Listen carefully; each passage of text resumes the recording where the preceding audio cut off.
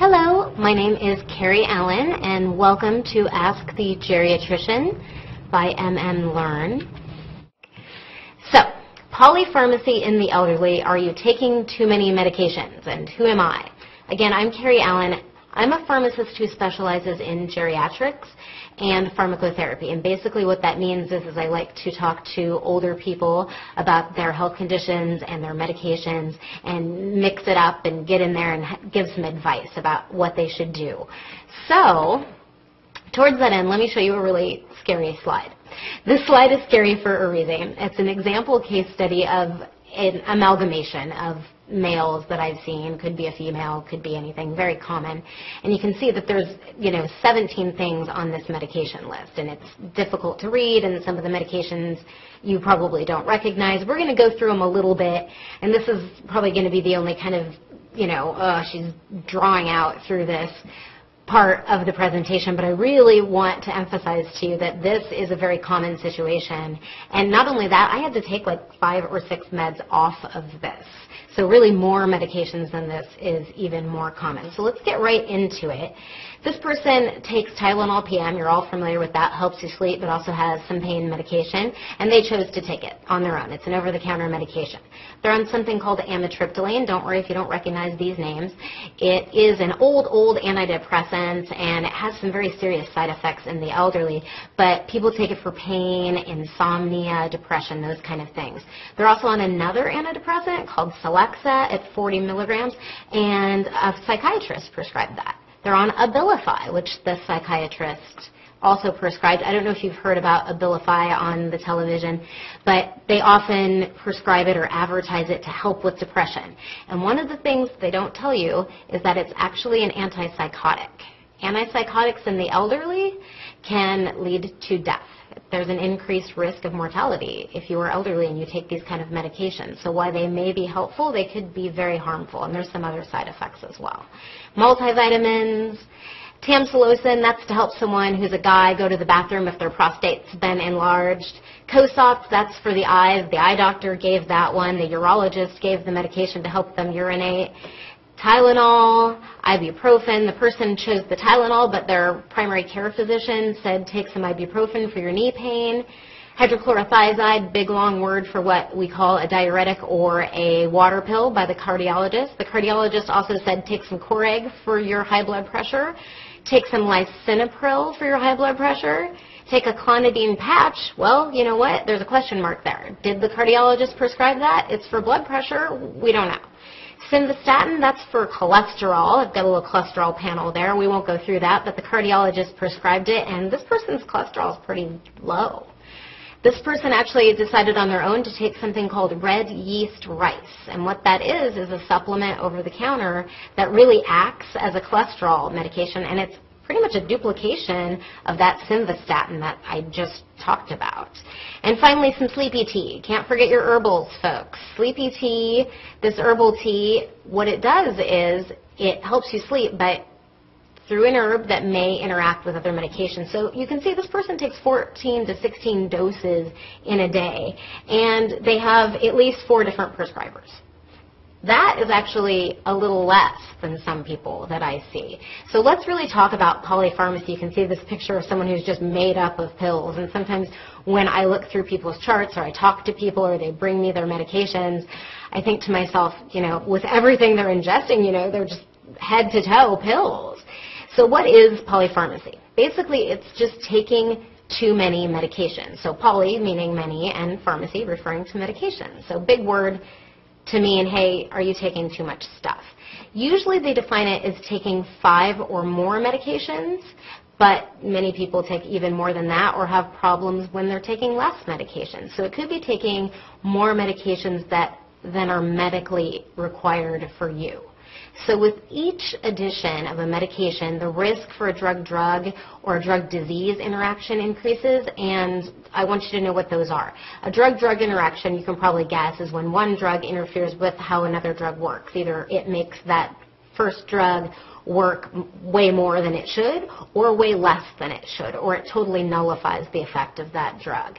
A drug-disease interaction is when you have a disease and you're taking a drug perhaps for something else, not for that disease state, but it's negatively impacting your disease. So a really good example of that is people who have cognitive impairment. Maybe they have a little dementia, a little memory problem, and then we give them, let's say, Tylenol PM, like that person in the case study. That can impair your judgment. It can impair the way that you think, and so your memory is getting worse. Even though you may be taking a drug to help your memory, that Tylenol PM could be counteracting that. So it's important to know, hey, there's a problem with taking too many medications. It can increase the risk in adverse drug reactions, and an adverse drug reaction is something that happens when you take a drug that you're not expecting that is bad. So for example, again with your Tylenol PM or several medications, that can cause you to fall. I know that I've taken that at night sometime and got not to go to the bathroom, and I'm a little wobbly on my way there. It's one of the side effects of those medications, but when you're elderly and you fall, that can be very serious. There's an increase in the risk of side effects, maybe even a decrease in your physical function or your mobility. If you're taking a lot of medications that tend to make you depressed or not feel well or become dizzy, or you're worried that you're going to fall, you might not move around as much, and that can really decrease your ability to further move. People, especially as they get older, don't recover as well from just sitting around. You've got to keep moving. It increases the likelihood that someone will prescribe another medication to treat a side effect of a medication you're already on, and that's called a prescribing cascade, and we'll get to a little bit more about what that is in a minute. And I don't know about you, but my brand new insurance company this year has much higher insurance copays. So if you are on a lot of medications, that can mean a lot of money, and that's important to me, and it's probably important to you too. So the less medications you're on, probably better for your pocketbook as well. So in this day and age, why and how do we have polypharmacy? Well, there's lots of medical problems that can happen just from getting older. You know, disease states start to progress, one thing happens on top of the other, and as you age, you might accrue more medical problems. So you might get more medications. Also, being in America. So when you're in America, or you've come to America and you've adopted our American values, we like to think that a pill will fix everything. That's what we like to think. So we contribute to our own polypharmacy by either getting more over-the-counter medications or asking our doctor for medications or just expecting a medication to fix everything. So being American can lead to more medications. Using the healthcare system. So if you've been hospitalized, you've probably got a lot of medications that went along with that hospitalization. Sometimes when you leave the hospital, they don't discontinue the medications that they probably should, or you're only supposed to be on them for a certain amount of time and somehow they just go on forever. So that can lead to polypharmacy. You have to reevaluate. Having lots of different prescribers. We know doctors like to specialize. So one doctor will send you to another doctor because they're not comfortable handling this, and that's totally appropriate. But when you get a lot of different prescribers, I'm here to tell you they don't always coordinate care. So you're really in charge of that, and the pharmacist can actually help that as well, and we'll get to that in a minute. Prescribers are very political people. They don't like to step on other prescribers' toes, and that's good. You want to be polite. You want to acknowledge someone has expertise in an area that you don't. But, and I will get to a little story about this in a minute, what this can lead to is you being on a bunch of medications and having several different doctors, and one won't look at this because the other doctor prescribed it, and no one really assesses how many meds you're on and whether you need to be on them. Inappropriate use of treatment guidelines, and what that means is treatment guidelines are basically evidence-based medicine. Somebody's done some studies somewhere. Well, in the elderly, they're not studied as well as younger people are. So perhaps some of these guidelines don't apply as directly. Sure, we're all adults, but a 40-year-old or a 30-year-old or a 20-year-old adult might be very different than a 65, 70, 80-year-old adult. Also, treatment guidelines tend to advocate for the use of more than one medication. So a really good example is blood pressure. If you have high blood pressure, what happens is these guidelines will recommend 2, 3 different medications that work maybe in your kidney, directly on your heart, on your vessels. So they all work in different ways, and so they're all recommended for treating your blood pressure. But do you really need to be on all of the medications in these guidelines? And we'll talk a little bit more about that. And the prescribing cascade. If you're on a medication and you have a side effect, somebody might prescribe another medication to fix that side effect, or you might think, oh, I need another medication to fix this. Now, sometimes that's appropriate. So if you're on, let's say, opioid medications, which are like morphine or Vicodin or oxycodone or maybe a fentanyl patch, those kind of things, for pain, very intense pain, those are great medications for pain. But as we may or may not realize, medications work everywhere, head to toe. You've got receptors all over your body that they're working on, not just the intended place. We are not that sophisticated in our drug development where they only work in one spot. So an opioid medication, what it will do is, instead of your bowels moving to push things out in a nice sequential manner, it gets all messed up and it squeezes wrong. And what happens is you become constipated, and in an elderly person this can be a very serious side effect. So it might be okay that we have you on an opioid medication and we give you a stimulant laxative to prevent that. That might be fine. But what I'm talking about is someone who takes an anti-anxiety medication and maybe an antidepressant and a sleep medication, and then they're groggy in the morning, and their doctor says, well, you know what? You're groggy in the morning, your family's worried about it, we're going to give you something to stimulate you during the morning. So what do they put them on? I've seen this 100 times. They put them on ADHD medication that you give to teenagers to stimulate them. Instead of thinking maybe we're on too many of these drugs that are causing you to be sleepy in the morning. I mean, that just makes common sense. But we're not always using our common sense.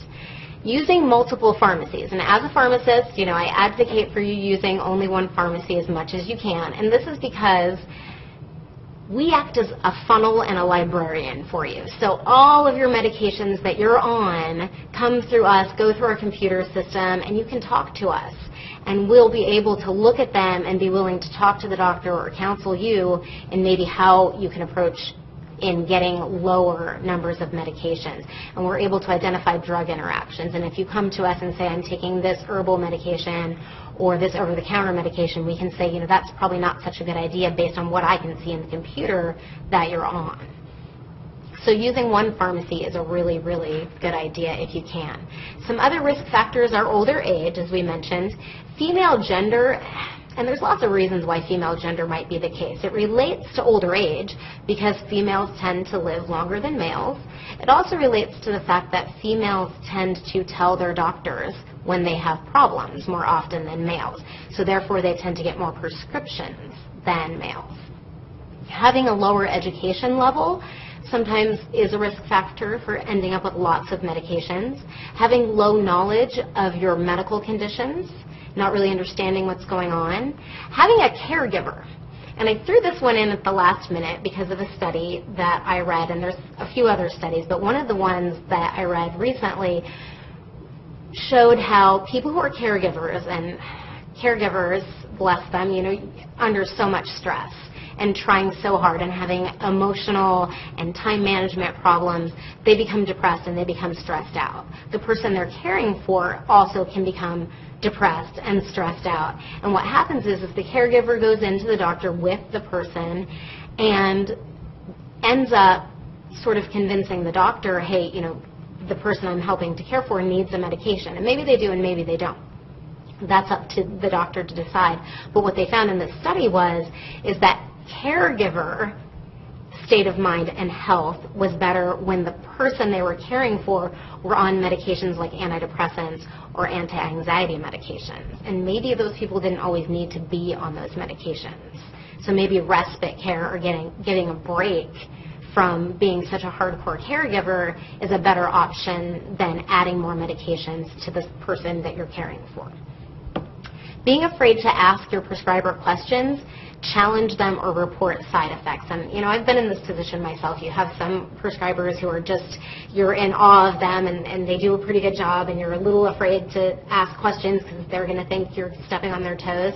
But it's really important that you do ask questions. And if you don't agree with something, you know, nicely challenge them, and that you absolutely report side effects. Being unaware of your side effects, another risk factor for having more medications. If you know that a particular drug causes a side effect, you might be less likely to end up with another drug to fix that. So, you know, that long pamphlet that you get at the pharmacy, try to read that, and if you don't always understand it, you know, ask questions about it. But ask your pharmacist. Don't just say when you're at the pharmacy counter, no, I don't want to be counseled. Get counseled on stuff. Ask questions.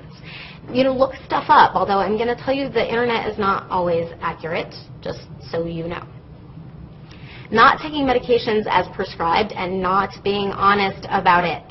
I do not always take medications as they are prescribed. Pharmacists are bad culprits of this, but I am very honest about it. My doctors don't always like it, but I am honest about it. And why it's important to be honest about that is, let's say they're assessing your blood pressure.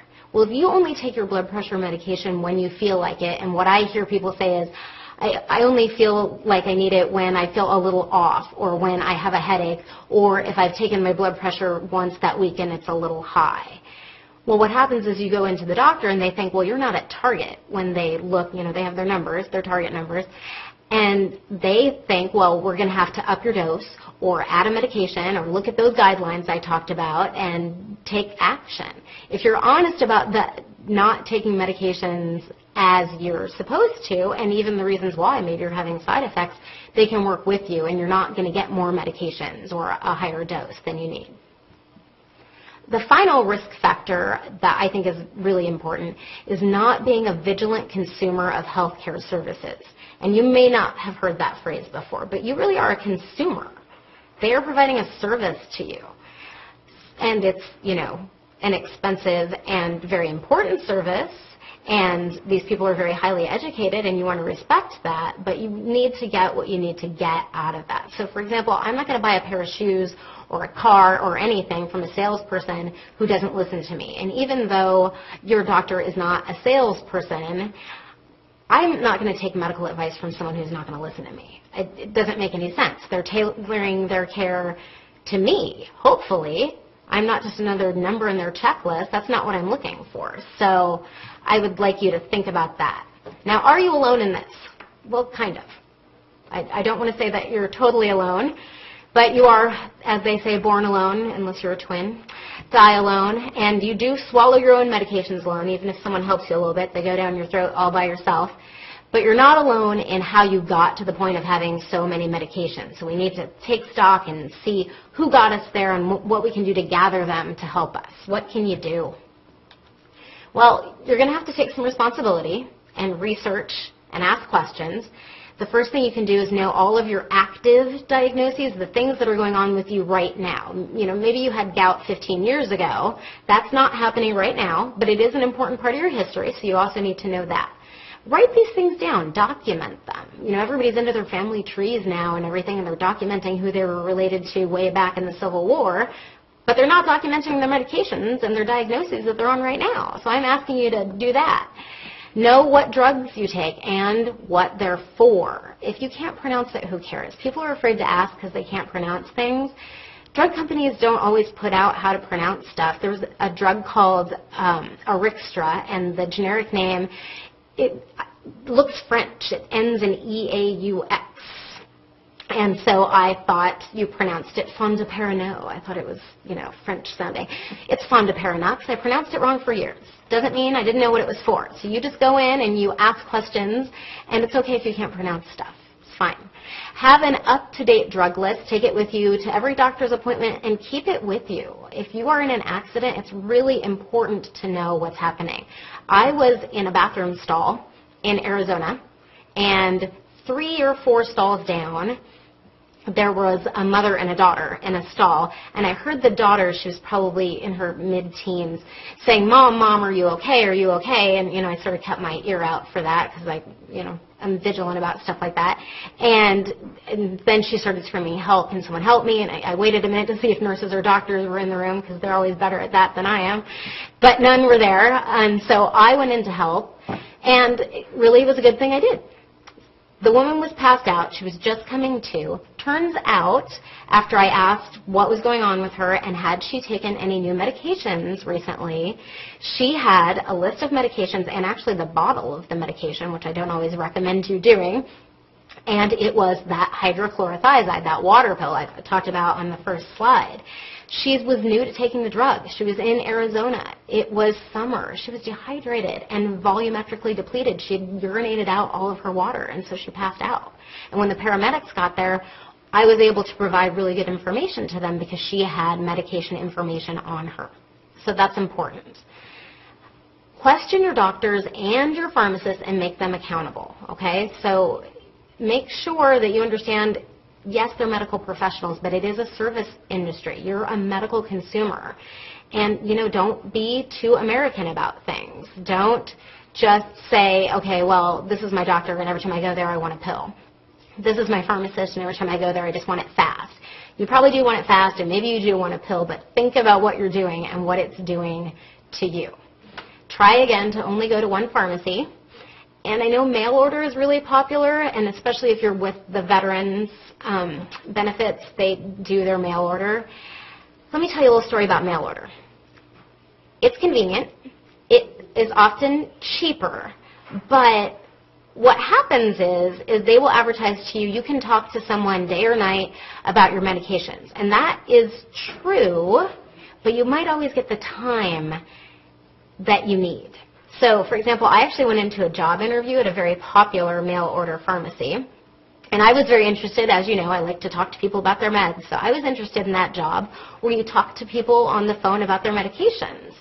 And it was a panel interview, you know, very scary with lots of different people there asking you questions. And they all sort of turned to each other and said, well, you know, I think she'd be good for this. She talks really fast.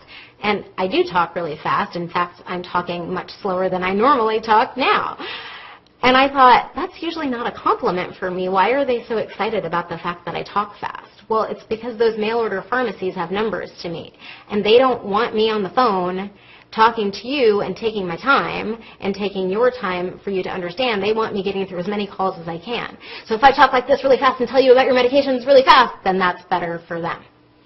So yes, mail orders can be good, but they can also be bad. Make sure that you're getting what you need out of that. So what's the approach? How do you get off of a lot of medications? First, I have first on the slide, but there's another first. First. Don't just stop taking your medications without consulting a professional. Don't do that. That's a problem. The other first is, this isn't a secret that only health professionals know. I'm going to teach you the way that health professionals have been taught, and I want you to apply it and use your healthcare professionals to help you work through it. Now, health professionals are taught to do this, but many don't take the time to do it, and it's just because, you know, maybe they don't have a lot of time or no one's prompting them. Well, you can be the person to prompt them. And some of them actually haven't taken the time to learn about it in detail or apply it to their practice. I personally expect my healthcare providers to think critically. Don't you?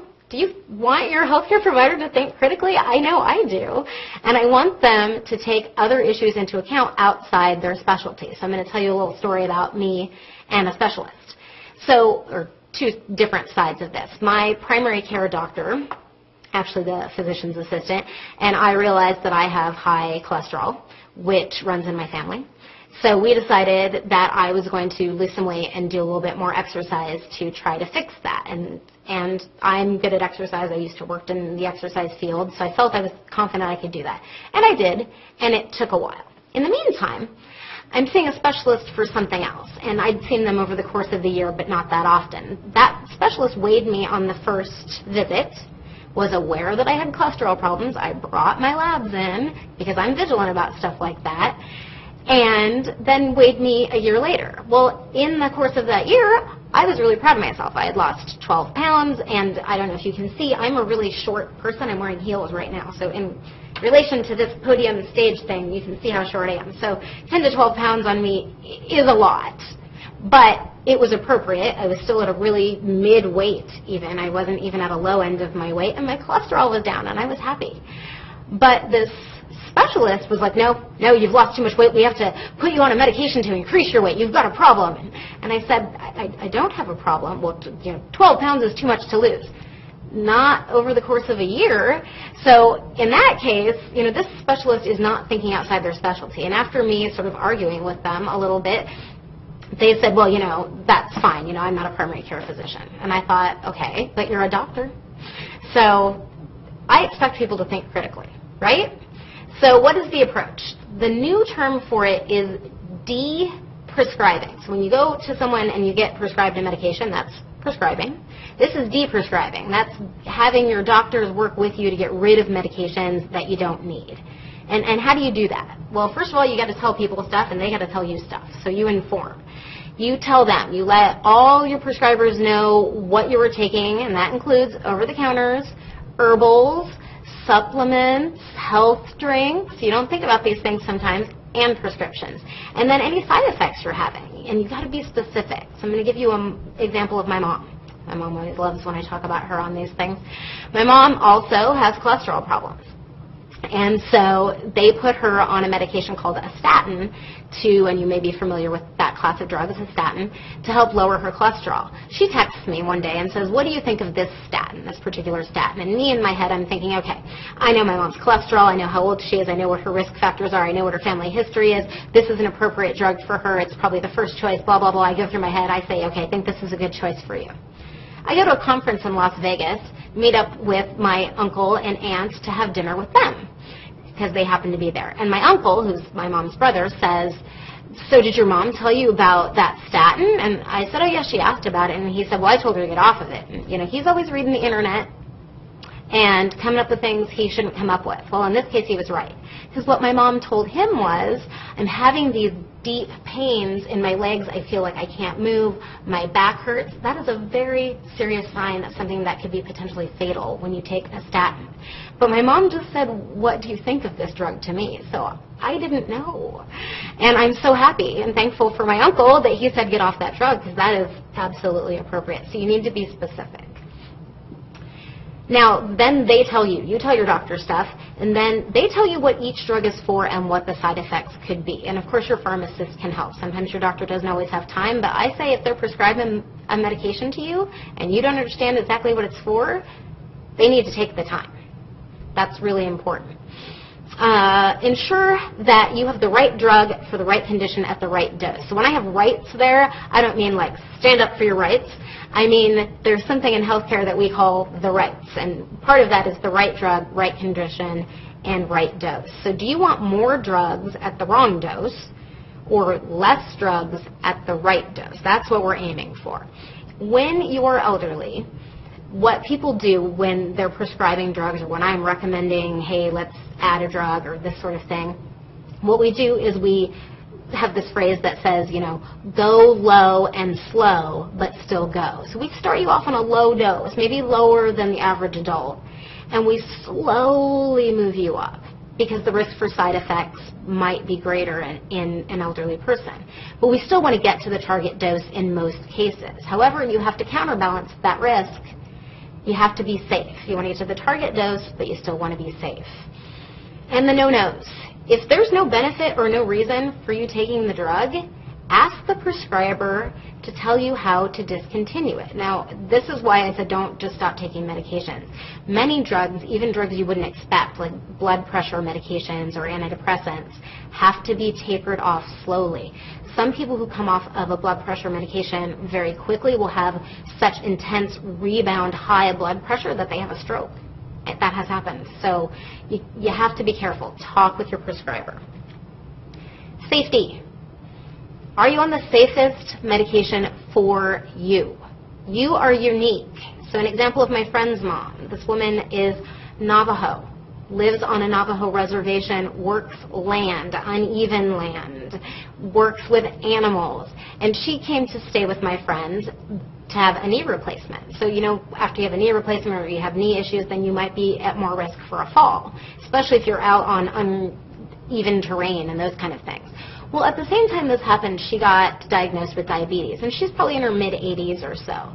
The numbers that they diagnosed her with at the diabetes were actually quite low, very borderline, but they decided to very aggressively treat her. And in talking to me about this, you know, my friend and I were thinking, okay, Is this great? Is this what we need to be doing? And this woman is a fall risk. Do we need to aggressively treat her? She's unique. Now, safer drugs might be available if you are an elderly person. And there's something called the Beers list out there. We actually have a presentation on it if you care to watch it. But it has a list of medications that might not be so appropriate if you are elderly. And that's something to think about. You're not a number. We want your doctor to treat you as a person, not a target number. Not, I want your blood pressure less than this. Is that appropriate for you? Be less American. Make sure that you're not asking for drugs intentionally or unintentionally all the time. 1, unless it's costly, and it can be costly, try to see if your doctor can get you on a regimen where you're on 1 medication a day for 1 thing. So you're not taking 2, 3, 4 medications unless you absolutely need to. You're not getting several doses of a drug during the day. Maybe there's 1 dose a day drug that you can take. Over time, your body changes. It's not just in puberty, folks, although it's more exciting in puberty than it is as we get older, sadly. But you're going to clear drugs less well than you used to. Your body's going to change, and so you might not need to be on that same dose. Drugs may have to be changed or reduced. And, let your doctor know you're aware of that and make sure that you guys are assessing things. So you and your prescriber and any family or caregivers and your pharmacist are part of your team. It's a team effort. But you are the team captain, so you're in charge of that. I'm going to get to this case study real quick. I'm not going to go through everything in great detail, but if you can see on the slide, I want you to notice that I've crossed out Tylenol PM. I've crossed out Amitriptyline. I put an arrow that I'd like to reduce that Celexa, because you know what? If you are over 60 years old, not 65, not 62, 60 years old, Celexa at 40 milligrams is too high for most people. Abilify, remember I told you you could probably die from that if you're elderly, and it can cause a bunch of other problems. Lightning Bolt, cross out. I would recommend you're off that medication. Multivitamin, sure, definitely take it, but is it really for anemia? Question mark. Tamsulosin for that guy who can't go to the bathroom, that dose is weird. Now, it was prescribed by a urologist, but me as a pharmacist, I'm looking at that thinking the dose needs to be increased for it to work well. Maybe there was a transcription error. Maybe somebody wrote something down wrong. Or maybe he had a plan, and we don't know. We got to ask. I'm going to leave the eye medication on. That's important. The Tylenol, okay, that might be okay. But you know what? Even though the prescriber said take some ibuprofen for your knee pain, this person has such intense blood pressure problems, according to the med list at least, that ibuprofen could be a problem. Did you know that ibuprofen and drugs like that can actually interfere with your blood pressure medications and increase your blood pressure? So you need to really be vigilant about that. Clonidine is one of those drugs that's not great in old people, so I want to get rid of that. I want to decrease the dose probably of hydrochlorothiazide and Coreg based on the blood pressures I'm seeing. That simvastatin 80, elderly people don't do well on that dose usually, so I want to reduce that or get rid of it altogether. Get rid of that red yeast rice. We don't need that. It interacts with simvastatin. Get rid of that sleepy tea. It's going to interact with all sorts of things. So these are recommendations I would make as a pharmacist if you came to me and we were looking at things, and I would write them down for you and you could take them to your doctor. I would not change everything all at once. Never change everything all at once. Be scientific about it. I'd like to open it up for some questions if anybody has any. And it looks like we do. I've got a little screen here that's telling me about the questions. I don't want you to think I'm looking away from you. And may I say who it's from? Oh, this is from Linda, and she has a question on Benadryl. Linda, I know so many people who are taking Benadryl. From another presentation that you did, I remember that Benadryl can be detrimental to older adults, absolutely, and not just older adults. Why are doctors not informing patients on a standard timeline? In other words, once a patient gets to age 65, along with a standard physical, the patient gets a list of drugs they shouldn't take. Are you in healthcare? You need to come join me in my... That is the best idea I think I've ever heard. I don't know, but let's make that our mission. I mean, the American Geriatric Society has really made this part of their advocacy mission, but, you know, everyone out there and you and I need to be pushing for this. That's a great idea. What drugs should an older adult avoid if they have to take Benadryl? And is there any reason a person would have to take Benadryl? Actually, there is. So what drugs should an older adult avoid if they have to take Benadryl? Other things that are sedating and other things in the same class, and you might not know what the same class is. But if you're taking an allergy medication that is oral, generally speaking, you shouldn't be taking most other allergy medications, especially ones that are over the counter, that are oral. What people do is, especially we're here in Texas, we have something called cedar fever, and it affects everyone, and you get all drippy, and it's terrible. So people think, oh, I need to take, Allegra, and I need to take Claritin during the day, and then at night I'm going to take Benadryl. And that is probably not always appropriate. You don't need to take duplications. Plus, these medications are listed, some of them, these antihistamines, as non-sedating. The definition of non-sedating is just that it's less sedating than some of the stuff that's really sedating, like Benadryl. So are they really non-sedating? Depends on you. So why would someone have to take Benadryl? Someone with really severe allergies or someone who doesn't do well with other medications may have to take Benadryl, and what we usually recommend is that they take that only at night. Or if you're having, for example, I'm allergic to mangoes, and I don't pay really good attention. I'll get a mango, and then I end up with just hives everywhere. I take my Benadryl when I have my mango reaction, and then I'm okay. You just take it for a short period of time. Question on Abilify. Why don't they have to advertise the problems? I thought they were required to disclose everything. Oh, you guys are a smart group out there. Okay, so there's a couple different kinds of advertising for drugs that are allowed to happen. One, they can just sort of advertise what's happening and suggest to you that this drug might be something that's good for you. And they don't really get into details about the drug. And there's some pharmacy reason for that, some pharmaceutical company reason for that. Probably had to do with lawsuits. The other one, they tell you a whole bunch about the medication, and they say, hey, ask your doctor about this, and this could be good for you in these situations. And then they do disclose a lot of things, but a lot of the times it's a reference to something else, and it's in print this big at the bottom. My husband always makes fun of me because every commercial, and I don't care if it's about drugs or not, I am up there looking at the fine print and trying to figure out the statistics because, statistics are manipulatable. So, yeah. Why does Tylenol impair memory? It's not so much Tylenol that impairs memory, but things that are mixed with Tylenol. So Tylenol PM, or if you're taking an opioid medication with Tylenol, those are the ones that typically impair memory, although there are some people who take more commonly NSAIDs, like ibuprofen, that kind of thing, or Aleve. Those can impair memory and cause some drowsiness more often than Tylenol would, although that could be a reaction that some people have, but usually it's the mix. How do we know if a drug shouldn't be taken for very long? I think that's a really good question to bring up to your doctor. Get your med list, figure out exactly what it is for, because that's the key. You got to know what things are for, and then we'll know how long you really have to take it for. And most things like sleeping medications, those kind of things, as a rule, we don't want to take those for very long periods of time. That nasal spray that you get over the counter that clears you all up, don't take that for more than 3 days. Ask my husband. He didn't believe me. You get something called Rebound Congestion, and then it doesn't work anymore, and you're worse off than you were before. If I take my meds to a grocery store or pharmacy, does the pharmacist really look at all the drugs I'm on? Okay, so if you're taking, let's say, we call this a brown bag. If you're taking all your medications in a brown bag or whatever bag to a pharmacy, perhaps that you don't frequent, they may not take the time to go through that with you. I always made it a point to do that. My techs hated me because then we got really behind. But I really like to talk to people about their medications and help them, and I like to be a resource in the community. So they may or may not help you. What I would suggest is, pick a pharmacy that you do go to, ask them when a really sort of off time of day is, and say, can I bring my medications in? Some of them I'm getting from here, some of them I'm not, and I'd really like to discuss them with someone I'm having a lot of trouble.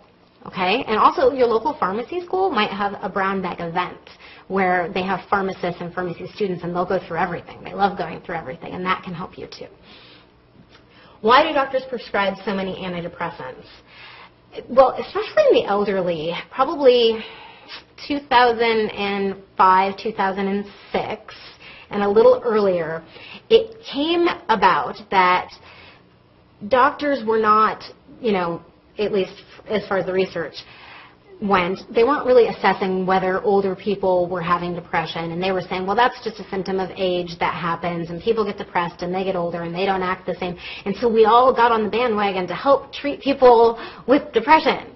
And we kind of overdid it. We went the other way. We thought these drugs were completely safe. There's no side effects. And as you and I know, there's no such thing as a drug that's completely safe with no side effects. So I think that's part of it. I think the other part of it is, honestly, as a society, we want a pill. We want a pill for everything. We don't feel good if we leave a doctor's appointment without a pill, and they feel pressured to prescribe. There's things you can do in life to help with your depression. There's yoga, there's meditation, there's things that you can do spiritually, there's reaching out to friends, and I am guilty of not doing these things, just as many of you are, but I think that's why they're so prevalent. Thank you so much for your attention. I really enjoyed talking with you today.